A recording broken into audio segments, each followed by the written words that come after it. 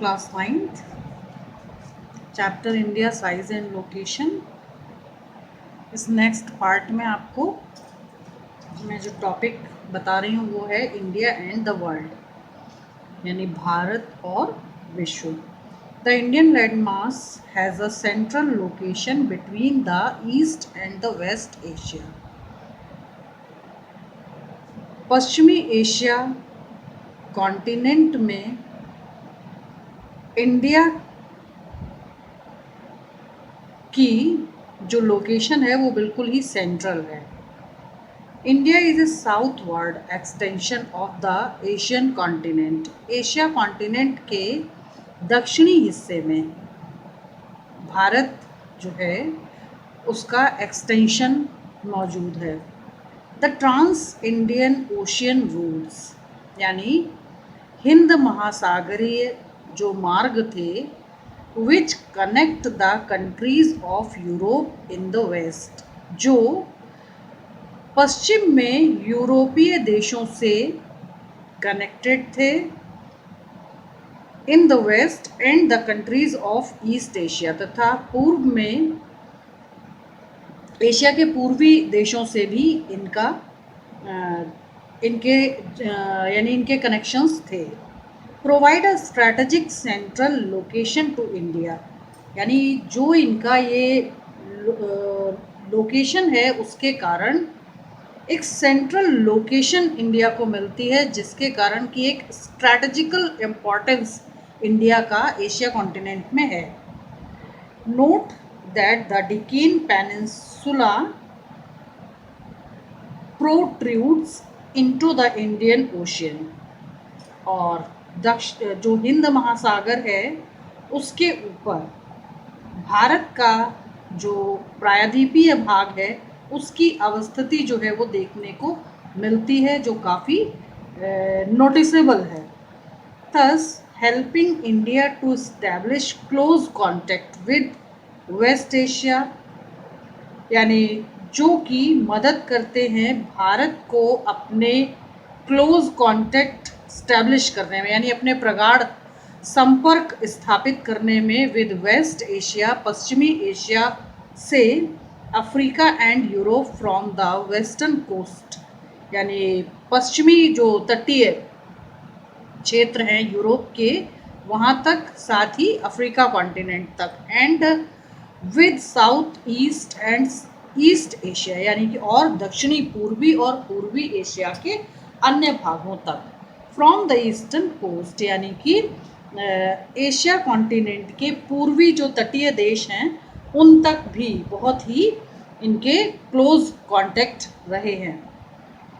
No other country has a long coast line, क्योंकि किसी अन्य देश की इतनी लंबी तटरेखा on the Indian Ocean as India has and indeed, यानी कि इतनी लंबी तटरेखा जो है किसी अन्य देश की हिंद महासागर से नहीं लगती। It is India's eminent position in the Indian ocean, जो कि हिंद महासागर में भारत की स्थिति को बहुत ही महत्वपूर्ण बनाती है। Which justifies the naming of an ocean after it, इसलिए न्यायोचित दिखता है कि इस महासागर का नाम भारत के नाम पर हिंद महासागर रखना जो है वो न्यायोचित है और उचित है।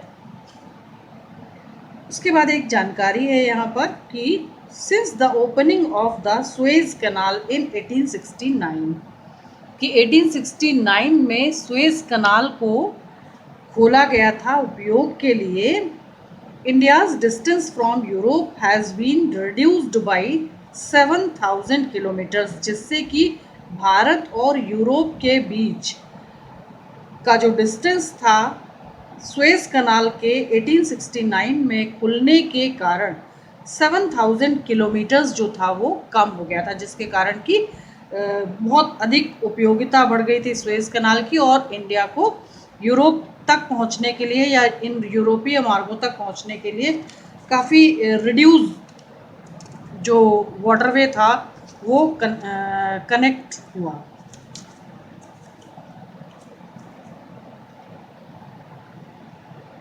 India's contact with the world have continued through the ages यानी भारत के विश्व के साथ जो संबंध थे वो निरंतर बहुत पुराने समय से चले आ रहे थे, but their relationships through the land routes, लेकिन उनके जो संबंध थे वे स्थलीय मार्गों से भी रहे, आर मच ओल्डर, और भी पुराने थे, देन हर मैरीटाइम कॉन्टैक्ट, जो कि मैरीटाइम कॉन्टैक्ट थे, जो कि वाटर रूट्स से भी कहीं पुराने थे।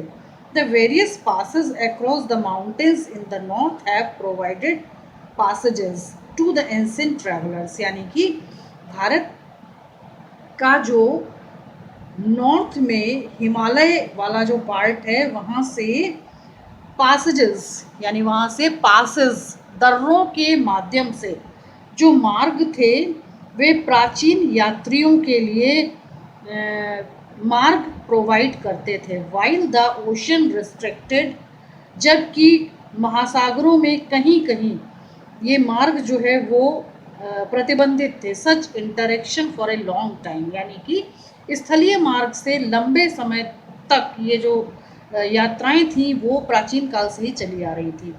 These routes have contributed in the exchange of ideas, ये जो स्थल मार्ग थे हिमालय के पासेजेस से होकर जो अन्य देशों के लिए जो थे उन्हें सिल्क रूट के नाम से भी जाना जाता था। These routes have contributed in the exchange of ideas, ये जो रूट्स थे ये विचारों के आदान प्रदान एंड कमोडिटीज़, यानी वस्तुओं के आदान प्रदान में कंट्रीब्यूट किया करते थे सिंस एंसेंट टाइम्स, यानी प्राचीन काल से ही। The ideas of the Upanishads and the Ramayana, यानी कि उपनिषदों के विचार, रामायण के विचार, the stories of Panchatantra, Panchatantra की कहानियाँ, एंड द इंडियन न्यूमरल्स, यानी भारत की जो ज्यामितिक गणनाएं थी, एंड द डेसिमल सिस्टम, तथा जो दशमलव प्रणाली थी, thus could reach many parts of the world, वो इन्हीं मार्गों से विश्व के अन्य भागों में पहुंची। द स्पाइसेस, यानी भारत के जो मसाले थे, मसलिन, मसलिन मीन्स जो मलमल का कपड़ा था, and other merchandise were taken from India to different countries, वो यहीं से विश्व के अलग अलग भागों में ले जाए जाते थे। ऑन द अदर हैंड, अन्य शब्दों में कहा जा सकता है कि the influence of Greek sculpture means कि हमारे जो भवन निर्माण कला पर जो ग्रीक प्रभाव दिखता है, and the architectural style of dome, तथा हमारे देश में जो भवन बनाए गए उस समय में उन पर जो गुंबद के शेप के जो भवन निर्माण प्रभाव दिखते हैं वे इन्हीं मार्गों से हमारे देश में आए। And minarets from West Asia, तथा पश्चिमी एशियाई देशों से ये हमारे देश में आए। Can be seen in different parts of our country, कि इन्हें देश के जो अलग अलग हिस्से हैं उनमें इस प्रकार के प्रभाव जो थे वो भवन निर्माण कला में देखे गए, जो कि बाहरी देशों से हमारे देश में आए थे। India's neighbors. India occupies an important strategic position in South Asia. India की बहुत ही महत्वपूर्ण स्ट्रैटेजिक स्थिति है दक्षिणी एशियाई देशों के बीच। India has 29 states and 8 union territories. Bharat के 29 स्टेट्स हैं और 8 यूनियन टेरिटरीज हैं।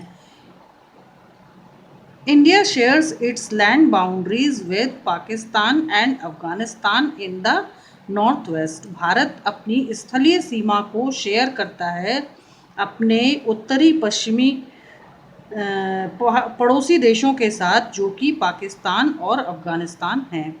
चीन, Tibet, Nepal and Bhutan in the north and, यानी चीन, तिब्बत, नेपाल और भूटान के साथ अपनी स्थलीय सीमा को शेयर करता है उत्तर में। And Myanmar and Bangladesh in the east, तथा म्यांमार और बांग्लादेश के साथ अपनी स्थलीय सीमा को शेयर करता है ईस्ट में। Our southern neighbours across the sea consist of the 2 island countries.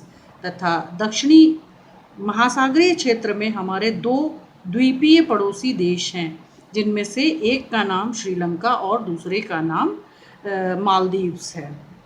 यहाँ आपके लिए एक जानकारी भी है कि the number of union territories along the western and eastern coast, कि हमें यहाँ पर क्या करना है कि कुछ एक्टिविटीज़ के माध्यम से यूनियन टेरिटरीज़ के बारे में एक लिस्ट तैयार करनी है कि ईस्टर्न कोस्ट पर कितने हैं और वेस्टर्न कोस्ट पर कितने हैं। तो इस तरह से इसके बाद है कि हमें आपको ये बताना है कि इंडियन सब कॉन्टिनेंट में कितने जो कंट्रीज़ हैं उनको शामिल किया जाता है। ये हैं इंडिया का जो वेस्टर्न पार्ट है, वहाँ पर पाकिस्तान, अफ़गानिस्तान, नेपाल, चाइना, तिब्बत, भूटान, बांग्लादेश और म्यांमार। ये तो हो गए हमारे लैंड बाउंड्रीज से लगे हुए हमारे जो नेबर कंट्री हैं। उसके अलावा हमारा एक साउथर्न नेबर है श्रीलंका, जो कि एक नैरोअर चैनल से जुड़ा हुआ है इंडिया से श्रीलंका, और लक्षद्वीप के साउथर्न पार्ट में है एक देश जिसका नाम है मालदीव, और ये सभी भारतीय उपमहाद्वीप में शामिल हैं। उसके अलावा इस चैप्टर में आपको एक मैप दिया गया है जिसमें फिगर नंबर है 1.4, India on international highway of trade and commerce, यानी कि इसमें इंटरनेशनल हाईवेज़ के बारे में बताया गया है जो कि व्यापार और वाणिज्यिक मार्ग से समुद्री मार्ग से भारत से जुड़े हुए हैं। तो यहाँ पर आपको एक इंडेक्स दिया हुआ है जहाँ हम मार्क कर रहे हैं आपको। तो यहाँ पर एक ब्राउन लाइन है जिसमें एयर रूट्स दिए गए हैं, और एक पर्पल लाइन है जो सी रूट्स को आपको शो कर रही है।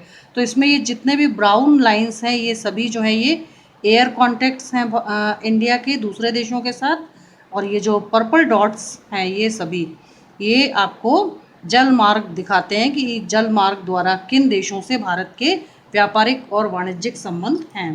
तो इस तरह से ये हमारा एक मैप है। और उसके बाद जो है वो यहाँ पर एक डायग्राम के माध्यम से आपको बताया गया है। ये डायग्राम है पेज नंबर 2 पर, जिसमें आपको एक बार डायग्राम के माध्यम से बताया गया है 7 largest countries of the world, कि विश्व में भारत जो है वो 7वां बड़ा देश है, ऐसा इस चैप्टर में आपको बताया गया है। 7वां बड़ा देश है, इसका मतलब कि 6 देश और हैं जो जोग्राफिकल पॉइंट ऑफ व्यू से भारत से एरिया वाइज ज़्यादा बड़े हैं। तो इस बार डायग्राम में कहा गया है कि सबसे पहला यानी बड़े भौगोलिक क्षेत्रफल वाला सबसे बड़ा देश कौन सा है? रशिया है, सेकंड कनाडा है, थर्ड यूएसए है, फोर्थ चाइना है, फिफ्थ जो है वो ब्राज़ील है, 6 ऑस्ट्रेलिया है, और 7th largest country of the world जो है वो आपका इंडिया है, जो कि वर्ल्ड का 7th लार्जेस्ट कंट्री है। तो इस तरह से ये आपका पूरा चैप्टर था जो मैंने आपको यहाँ पर एक्सप्लेन किया है।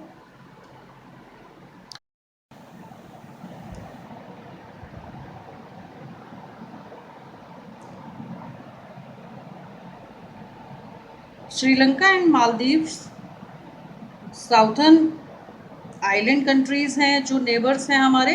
Sri Lanka is separated from India by a narrow channel, यानी ये इंडिया की कोस्ट लाइन है, ये श्रीलंका का लैंड बाउंड्री है या कोस्ट, ये अपर पार्ट है उसका, और ये जो है एक नैरो चैनल है जिसको गल्फ ऑफ मन्नार या पाक स्ट्रेट के नाम से जाना जाता है। While Maldives island are situated to the south, जबकि मालदीव आइलैंड जो है वो दक्षिणी हिस्से में है लक्षद्वीप आइलैंड के। India has had strong geographical and historical links, यानी भारत के बहुत ही strong geographical and historical links रहे हैं विद हर नेबर्स, अपने पड़ोसी देशों के साथ। Look at the physical map of Asia in your Atlas, कि आपको भारत के बारे में जानने के लिए एशिया के भौतिक मानचित्र को देखना होगा and note how India stands apart from the rest of Asia, कि भारत जो है वो कैसे शेष एशियाई देशों के बीच अपनी स्थिति को एमिनेंट बनाता है। इसके बाद फिर एक लास्ट में आपके लिए एक जानकारी है कि बिफोर 1947 1947 से पूर्व there were 2 types of states in India, Bharat में 2 प्रकार के राज्य हुआ करते थे, the provinces and the princely states. एक थे प्रोविंसेस और दूसरे थे princely states. Provinces were ruled directly by British officials, यानी जो प्रोविंसेस थे वे डायरेक्टली ब्रिटिश ऑफिशियल्स के द्वारा रूल किए जाते थे, जहाँ पर ब्रिटिशर्स जो है वो डायरेक्ट रूल किया करते थे, क्योंकि ब्रिटिश कॉलोनी था उस समय इंडिया, इसलिए who were appointed by the viceroy, और वहाँ पर जो ब्रिटिश ऑफिशियल्स होते थे उनको अपॉइंट करने के का जो काम होता था वो वाइसरॉय का होता था। Princely states were ruled by local hereditary rulers, जबकि प्रिंसली स्टेट्स जो थे वहाँ पर प्रिंस, राजा या नवाब हुआ करते थे, और यहाँ पर आनुवंशिक रूप से जो शासक थे वे स्थानीय रूप से शासन करते थे इन छोटे राज्यों पर। Who acknowledged sovereignty in return for local autonomy, जो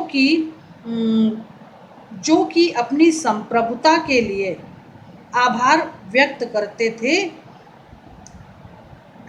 ब्रिटिश गवर्नमेंट को in return for local autonomy, जिसके कारण कि उन्हें बदले में स्थानीय रूप से स्वायत्तता प्रदान की जाती थी। और इस तरह से ये जो स्टेट्स थे ये टोटल इंडिया में थे 564। जैसे 1947 में इंडिया इंडिपेंडेंट होता है, उसके बाद जो फर्स्ट होम मिनिस्टर बने थे सरदार वल्लभ भाई पटेल, उन्होंने क्या किया था कि जो 500 से ज़्यादा जो प्रिंसली स्टेट्स थे उनको इंडियन रिपब्लिक में शामिल करने के लिए उन्होंने सभी की विचारधारा, जो अलग अलग विचारधाराएं थी, उनको एक साथ लाया, और उसके बाद उन्होंने क्या किया था कि भारतीय गणतंत्र में उन्हें शामिल किया था, उसके लिए उनको कन्विंस किया था।